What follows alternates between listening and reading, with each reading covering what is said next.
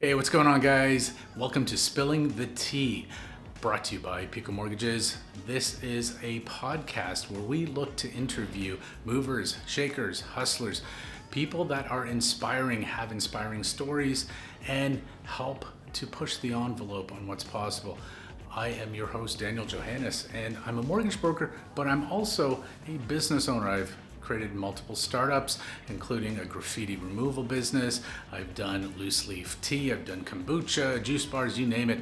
So I've got some experience in this, and I'm looking forward to these conversations that I have. If you like it, please comment, subscribe, and share with your friends. Hope you enjoy it. Hey guys, welcome back to another episode of Spilling the Tea, a Pekoe podcast. I'm your host, Dan Johannes, and today I am joined by Natasha Phipps. Natasha is an award-winning realtor. She's a team leader over at the Phipps Real Estate Group. They're based in Calgary, Alberta.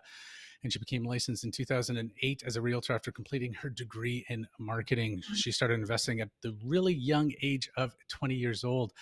So, Natasha, thank you for joining us on today's episode. Yeah, thank you for having me. Excited to be here. Yeah, awesome. So, there's a few things here I want to unpackage. One, you got into real estate at 20 years old. Holy smokes. I think a lot of us, we didn't know what we were doing at 20 years old. So sounds like you had that direction and calling early in life. Maybe you can talk a little bit about that and your journey in real estate. Like how did you get started? Yeah, so I grew up outside of the city. I was living in the country, and when you're younger, you want to move into the city. I was very fortunate then that my mom was a banker. She was a personal financial planner at Scotiabank for many years, and she didn't want me paying someone else's mortgage. And so, Mm, even on my very first property, they helped me acquire my first property. I bought a pre-construction home, and I didn't own it for very long, but I just really opened up my eyes to real estate. My family's business is in new construction, and so I had worked for my dad for all my summers and was very familiar with the housing industry at that point. And when I sold it, I was given a check for, I think it was like $10,000 or $15,000, which now looking back was not a lot of money for selling a house. But for me, I was like, wow, I just lived in this home for X amount of time and made money. And so that was the first thing that got me excited about real estate. And I really just bought and sold at that time, and you couldn't not make money in Calgary during those years. So it really became something that I was making more in real estate by my mid 20s than I was in my full time job. wow. Yeah, and I think you hit the nail on the head for some people that get into real estate, whether you're in your 20s, 30s, or later on in life, starting to have that realization that you can make passive income or have a check for 10 or $15,000. I mean, I think at any point having that as tangible proof that hey, this can actually work is pretty compelling to keep going along. So that's fantastic. And so you were in the trenches with your family's construction company Mhm. there. What kind of stuff were you involved in, and those skills that you learned so early in life? Like, how would you say that translates into sort of what you're doing today? It carries a lot of weight. What you spend learning and thinking about in your teenage years definitely carries over. So, um, starting at like 13 or 14 in the summers, like my dad would take me to job sites. I was climbing up ladders, I was cutting materials, I was cleaning up job Wow. sites. And then he started teaching me everything in the back office as well. So my mom was doing all the bookkeeping and accounting, and so she was teaching me all of that. And then really where things changed was about I think I was 16, and for that summer my dad literally sat me at his office, threw down the phone book on the desk and said, call every builder in town. We do exterior work, and he's like, we need to find some more work. So I called every builder in town. I set the meetings myself. I can't believe now looking back that I did that. But I went there on my own, talking about our company and our business, and was able to secure builders that my dad has kept these relationships with for decades now. So sales was kind of something that took really quickly with me. And I loved forming the relationships. That was really what I think came very natural to me. Wow. Yeah, it definitely sounds like you're a natural born seller if you're able to close those deals at such a Yeah. young age. That's awesome. And I Yeah. think that's the number one thing that any sort of entrepreneur or small business owner, the number one thing they struggle with is new business in the door and being able to pick up a phone and cold call people, right? It becomes, even if it's not, it could be a mental block. Like I can't, deal with the rejection maybe, or what do I say if they ask a question I don't have the answer. And I think, yeah, putting those skills to use at such a young age definitely helps out later on in life, regardless of what you're doing. So 100%, 100%. Yeah. that's pretty fantastic. So today you are, you're running your own team, called the Phipps Real Estate Group. You guys are very fashionable, by the way. I've checked out your website. And what kind of real estate do you guys focus in on? And Yeah. is it Calgary or other Yeah. markets? So we are a team at CIR Realty here in Calgary, and we do it all. My specialty and background is like I spend 100% of my time in the investment real estate space. Mm. Majority of the realtors on my team as well are real estate investors themselves or want to be. So it's definitely a core kind of value of ours. And whether you're buying a home as a just a primary residence or as a rental property, we look at everything as an investment. So we're not just here trying to find a place that you're going to love to live. We want to do that as well, but we also want to, if we can, put more thought into what that investment might do for someone over the course of their lifetime, even with their primary residence, just thinking about it a little bit differently from the lens of an investor. And then, of course, we have investors from all over the country that have been investing in Alberta. So we do everything from residential to commercial. And we also have in house property management as well. Ah, very cool. And Mhm. I think that's something that probably appeals to a lot of people that are looking to invest that maybe are not too familiar with the Calgary market, or, that are outside of it. Because we've got clients ourselves that are, even this morning, I was on the phone with someone from BC and another one from New Brunswick looking directly at the Calgary market and saying, hey, what's going on over there? So property management is so important. And the fact that you guys do that in house is definitely a bonus there. So I did notice you guys are, I guess, a McGillivray partner. Can you explain that a little bit? Like, what does that involve, and how does that benefit clients? Yeah, so there's two pieces to that for us. So we kind of became, or I became involved in the Scott McGillivray network first with Keyspire. So Keyspire is the investment group that him and Michael Sarancini founded many years ago, and I've been working with them as a trusted partner since 2015 or 2016 ish, and we have a fantastic relationship there. So where the Scott McGillivray group comes in is taking that knowledge of of everything that he has built and his experience, and then bringing it to the marketplace in terms of regular homeowners and buyers. It's not just about investors, which back to the first thing I said is I think how it should be is crossing those things over. So yeah, he has his trusted professionals program, and it's just it's a great kind of stamp of approval, right? That we are on the right track, we are trusted in our market, and to have his endorsement means a lot and carries a lot of weight. So we're quite proud to have it for sure. Yeah, definitely. I think having any type of endorsement like that, it shows that you've gone through a vetting process and you've hit sort of like this minimum achievement of being able to say, hey, look, like, we've got the stamp of approval, and it's just one additional sort of benefit for your clients. I like that you look at every type of real estate acquisition in sort of the entire cycle. Whether it's owner occupied or an investment property, you kind of look at that exit. And I think that's something that more people need to look at, because in this type of environment, we saw a lot of this last year, right? Where people were just trying to get in. It didn't matter what they were bidding on as long as they got an accepted offer. And then at that point, it's like, okay, well, you realize, oh, well, hold on a second, COVID's over. Maybe we need to get back to the office and it's too far of a commute. You want to make sure that you've definitely considered all of your options, not only in buying a property, but down the road when you look at putting it, the marketability of it and the return on your investment. So I'm glad you guys look at that, because it's something that I think is overlooked. Real estate is all about options. You never know what life is going to throw at you. 100%. And in my own personal life, I'm self-employed, obviously, but I don't have security, and so my security is my real estate. I know, I've done the best I can to build a bit of security for myself that way. But even if it's your primary home, your life can change, and it's good to have a, okay, what's the plan B if this doesn't work out, or I get transferred, or whatever that might be. Does the property hold its own? Would it be appealing to a good tenant? What would be the exit strategy? Because the best option might not be to sell it. And so Right. A, B, and C, huge part of what we do when we're looking at any property. Yeah, right. I mean, the ability to pivot and have flexibility on it is so important. So, Exactly. Yeah.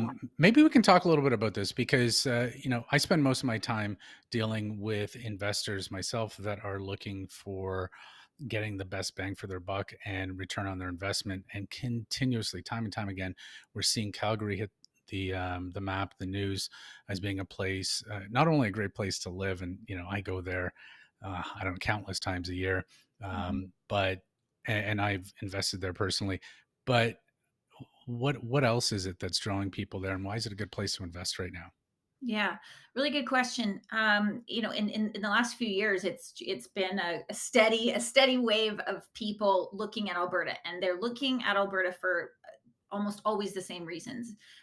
Number one, it's price point, that they're not able to maybe afford something at all in the area where they live. We're even seeing first time home buyers who can't afford to buy where they live, and so they're becoming investors first Mm, before buying their primary residence first. So that's a really interesting way to kind of get into the market without having to move, because maybe you don't want to move. right. Um, the other thing that makes Alberta so attractive, which is a huge hot topic, is the legislation around landlord and tenant laws, which I have had countless investors, move their portfolio purely because of that reason alone, because their assets are not being protected, they feel, where they may be located in terms of the landlord laws. So that's a huge one for Alberta. They're a lot more fair, and you have a lot more recourse if something does go wrong, and the recourse is quick, so it's not, you're Mm, not waiting months and months and years for recourse here. You have options right away, so that's really nice. And then the other kind of two factors are, number one is being able to find positive cash flow, is usually at the top of the list of what people are looking for. Now, interest rates, of course, are a struggle we're all bearing together, and obviously that's getting more challenging as time goes on right now. But looking at, long term buy and hold real estate, it's still worthwhile, to be looking at Calgary and Alberta for those opportunities, and they do still exist. You're not cash flowing as good as you were maybe 2 years ago, but the rents have come up significantly as the Alberta economy mm. has really improved in the last couple of years. So that's a big one. And then lastly, taxation too. Like there's no land transfer tax, making your money go a little bit further. And people like that too. So cost of doing business is a little bit lower.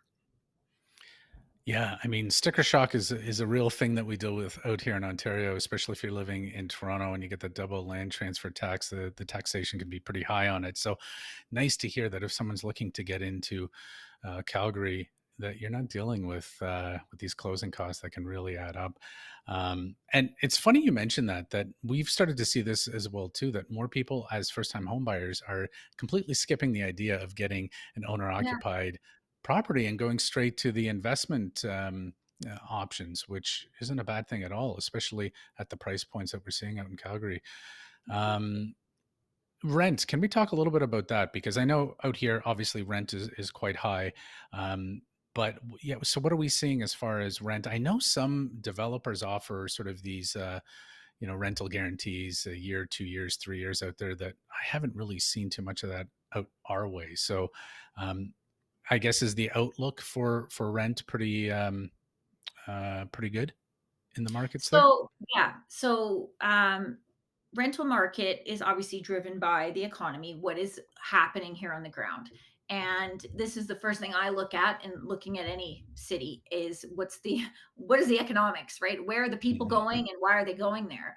And no different for Calgary. And what's happening right now is just a substantial influx of people into Calgary. We're talking about interprovincial migration, record highs, and then the plans that obviously Canada has now for new immigration into the country. And then to Right. top that off for Calgary specifically, the diversification that has finally happened in the economy in terms of we're not just about energy anymore. That's a big part of our life here in Alberta, but it's been really exciting to see the diversification in the opportunities here. And what's great about that is it's drawing all kinds of different businesses and people to Alberta, which in turn, of course, all those people need somewhere to live. Right. And the rental market in Calgary can sometimes be a bit of a tale of two centers. We have our downtown and inner city where it's got the most density, and then we've got this suburban kind of market, outside of that. And through the recession, the suburban market fared quite well. Like we actually didn't struggle too much in terms of vacancies or low rents. It was really the downtown and kind of core area that were challenged the most. Just due to volume of units, right? And so where we're at now today is in the last couple of years, that's kind of fully turned around in terms of now we're seeing consistency in the demand all throughout the city. There's Mm. not a high vacancy issue anywhere, which is really encouraging. And so downtown and inner city are becoming more and more appealing for tenants and for homeowners now because the cost of purchasing has gone up in the suburbs. And so it's starting to kind of require people to shift down their expectations of what they could maybe afford. So rental market through all of that has kind of like month over month, we've been seeing increases in rental rates here in Alberta, but is still affordable compared to. Um, and the second point of that is what's also drawing a lot of people here is we have the highest wages in the country, but we're also an affordable place to live. And so at the end of the day, that means more money in your pocket at the end of the month for all of these people. So it's been a really kind of exciting time for Calgary and drawing a lot of newcomers, which are people who are going to rent. Yeah. I mean, those sound like all good reasons to either live or invest in Calgary. Um, in Toronto, in the subway systems, they had a big campaign, Alberta is Calling. And that actually pushed quite a few people reaching out to us saying, hey, Yeah. what's this whole thing about moving out west? And I think it's had its intended effect because people are starting to ask those questions. And especially as we get into, a higher interest rate environment, we've got inflation up. Dare I Mhm. say recession possibly, but the cost of Yeah. living has gone up so much that everyone they're looking at their bank accounts at the end of the month and saying, well, hold on, how can I cut my costs? And if your cost of living is lower and wages are higher, I mean, it makes sense why you'd consider moving outside to a place that maybe is a little bit more affordable. You can save some money. 100%. Yeah, that's exactly what Canadians are doing right now. And that goes for everywhere, whether that's moving outside of major cities a little bit further out or moving directly right across the country. There's a lot of movement happening Right. because people they're being forced to look at it. Yeah, we just had a client last week that moved from Burlington to Airdrie, so we helped them Oh, do that. Yeah. There's some great little places in Airdrie too. I had the yes. opportunity to tour a few master plan community, um, I guess, development areas out there a little Yeah. while ago. Okay, so the other thing I wanted to talk about here was maybe getting your crystal ball out because I know now that we get into 2023, yesterday we had the announcement by the Bank of Canada. They were so gracious and only increasing our overnight lending rate by 25 basis points. We're up to 4.5%. That's the eighth increase, the eighth consecutive, the first one this year, and we had seven last year. So the consensus here is that we may see a pause to see what happens because obviously the whole point of this is trying to get our target inflation to around 2%. They're predicting we might see 3% by the end of the year. Fingers crossed we do. And then hopefully we see interest rates go down. But all of this is just kind of like, everyone's just guessing because at the end of the day, it really depends on how the market and the psychology of people behind it. Because the whole point of interest rates, and I'm going to go on a little bit of a rant for a second, Natasha, but Yeah. the whole point of increasing these interest rates was really to kind of curb our spending.